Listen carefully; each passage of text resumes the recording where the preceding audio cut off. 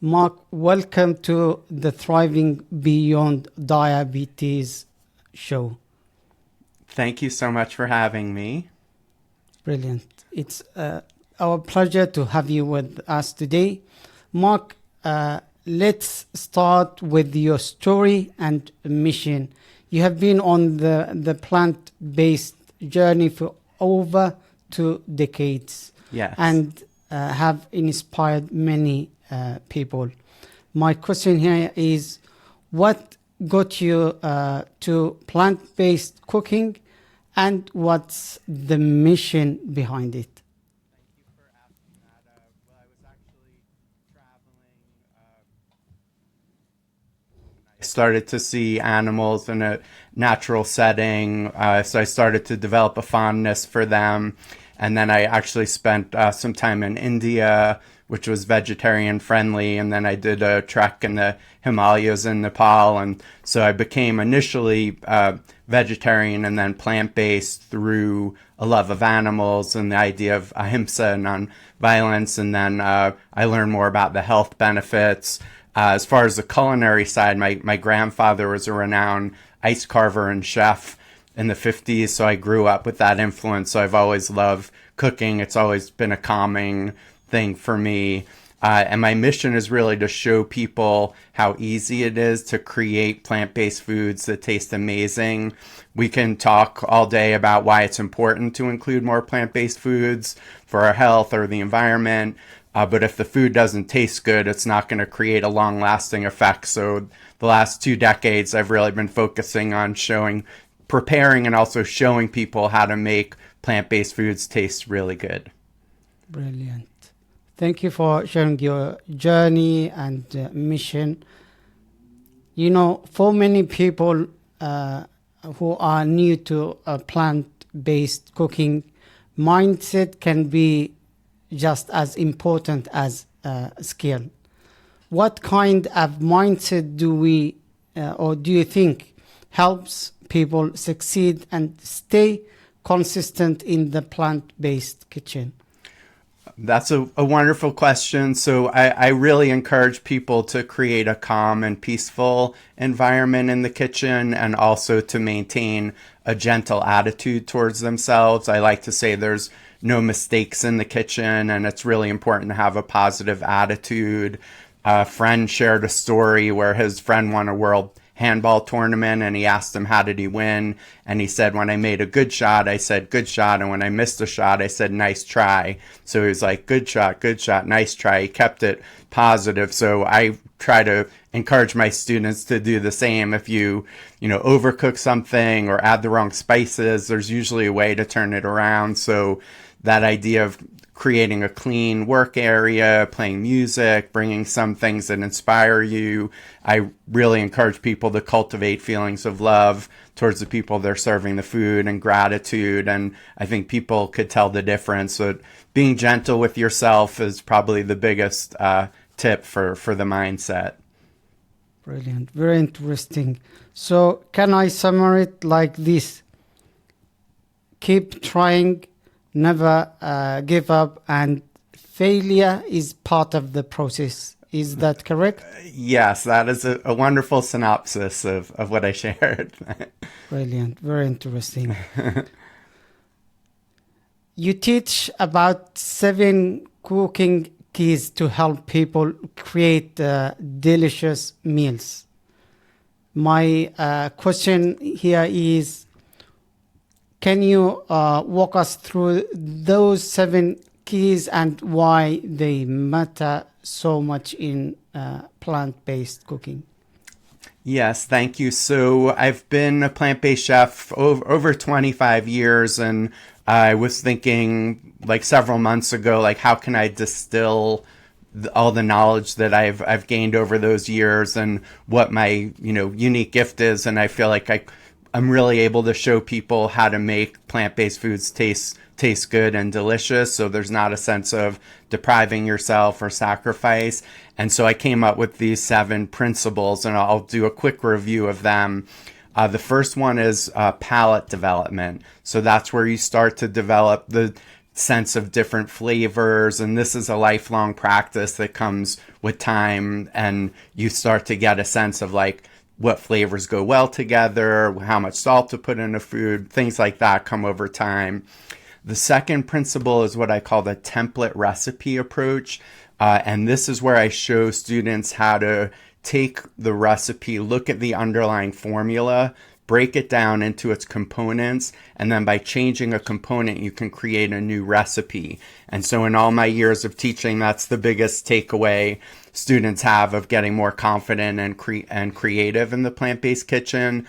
It helps people break out of the recipe box. You could see, like, if a recipe calls for broccoli, you could say, oh, that's a vegetable component, so I'm going to change it with a vegetable that I have on hand or maybe that I like more. The third key is what I call global spice blends. And this is one of the biggest tips that I have for people getting started in the kitchen. You could make your own or purchase a pre-made curry spice, Italian spice, Mexican, Cajun, Moroccan, Ethiopian. Then once you have these spice blends, you could use this template approach and say, I'm going to turn this soup into a Moroccan soup or Ethiopian or Cajun just by using those spice blends.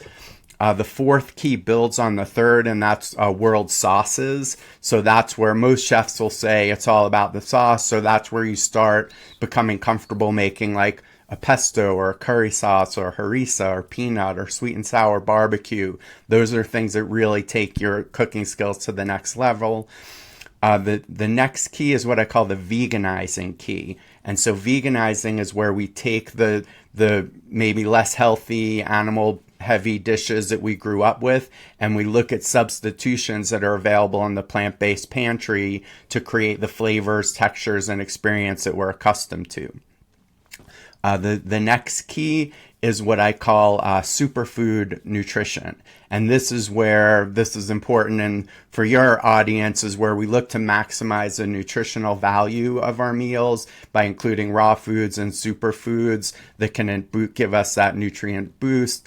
And then the last key is experimentation. And this is also a lifelong skill that you develop and just keep practicing. I challenge even the most accomplished chef to go into an international market, and I'm sure there's ingredients you haven't worked with. So those are my 7 culinary keys. Brilliant. They are very interesting. I think there is a strategy behind it, because it looks like we covered everything here to have a delicious plant-based meals.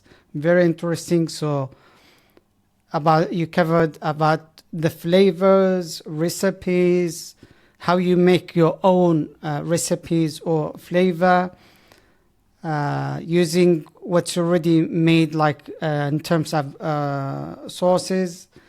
You mentioned the superfood nutrition and how we can experiment with different meals or dishes. Very interesting. Thank you for sharing that. And you made me hungry as well. Good. That's what I like to do. There is something in your website you are referring to as the 12-part diabetes reversal program. Can you walk us through this program and share the core component of this program Sure. or approach? Well, thank you for asking. So as a chef and my trainings, I've taught internationally for many years, and I have so many stories of people that have come off the medications for diabetes on a plant-based diet. And so I teamed up with my wife, she's a plant-based naturopathic doctor, and also a registered dietitian in the Portland area, Dr. John Gobble, who's had tremendous success getting like 50% success rate completely off medication and another 25% in reduction. And so what we did is we developed this 12-part program. It's go at your own pace, and each of us contributed our skills. So I talk through people through the kitchen side of things. So we go over how to create breakfast, lunch, dinner, snacks, beverages, meals on the go, eating out. Like I cover like the food side of things, and my wife, Dr. Bude, she covered things like looking at lifestyle factors, so physical activity, stress management, sleep, the gut microbiome, the mind-body connection, relaxation techniques. And then Dr. Gobble, who has decades of experience, covered the ideas of insulin sensitivity, looking at just different information about how foods impact our insulin levels. And it's a very comprehensive program. I love it. It's like very encouraging, like to see students be able to like really see results. Brilliant. Very interesting. It sounds like a holistic approach targeted for people with type 2 diabetes. Yes. Very interesting. Now we covered mindset, and we covered the 7 cooking keys and the 12 part diabetes reversal program. If someone is thinking to get started and eat not just plant-based diet or food, they want, or he wants to be healthy or eat healthy plant-based diet. What are the steps, or how can he or she get started? So it sounds very simple. There's different ways of approaching it. I like to have people get more creative with their salads. So you could start to add other ingredients. At least for me, I grew up, a salad was like iceberg lettuce and a pale tomato and a soggy cucumber. So adding things like nuts and seeds, some tofu or tempeh, some sprouts, fresh herbs. You could add some beans and legumes. So the idea of creating healthier, more unique salads. Reading labels, of course, is an important step of just starting to see what the food we're taking in.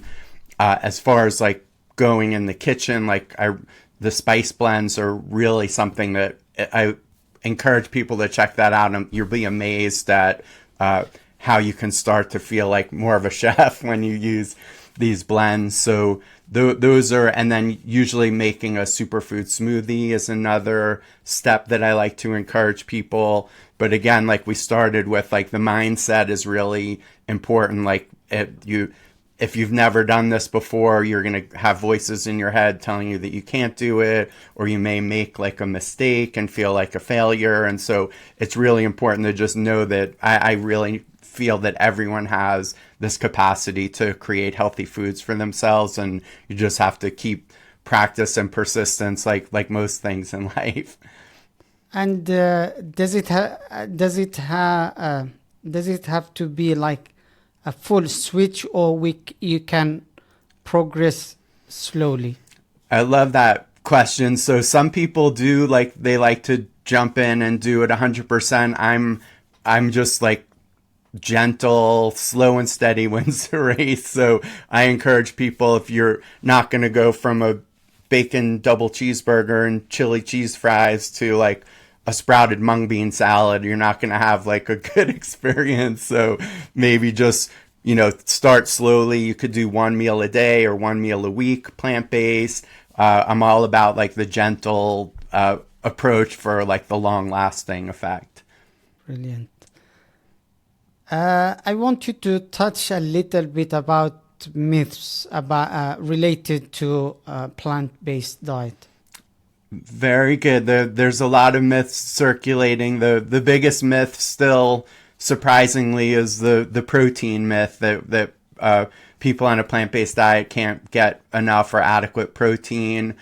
There's a wonderful website called veganbodybuilding.com. There's some really great movies. One's called The Game Changers that tracks Olympic athletes, and the person who won the strongest man in the world was plant-based. The guy who ran the Appalachian Trail here in the States in the quickest amount of time was plant-based. And more you're going to see these people thriving, like mixed martial artists, bodybuilders. So one is just the idea that you can't get protein from plants, and all plants have some amounts of protein, but the beans and legumes, the tofu, the tempeh, are really high protein. There's something called, here in the States, it's called super firm tofu. It's like a high protein tofu. It has like 70 grams of protein just in this one package. So the protein myth is a big one.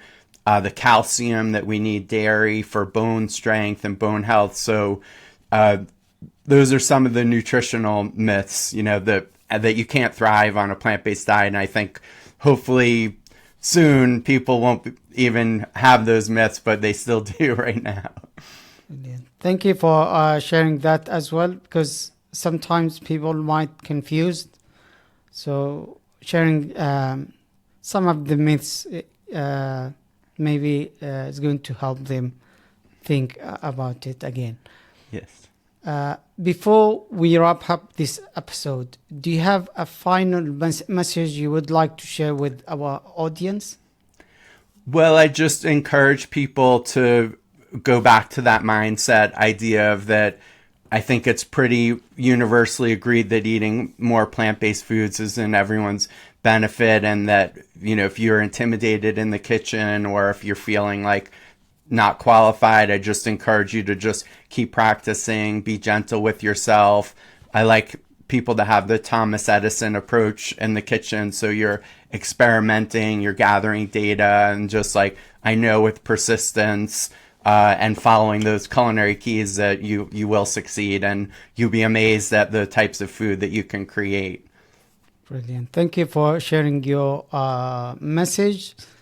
Where can people reach you or learn more about your work?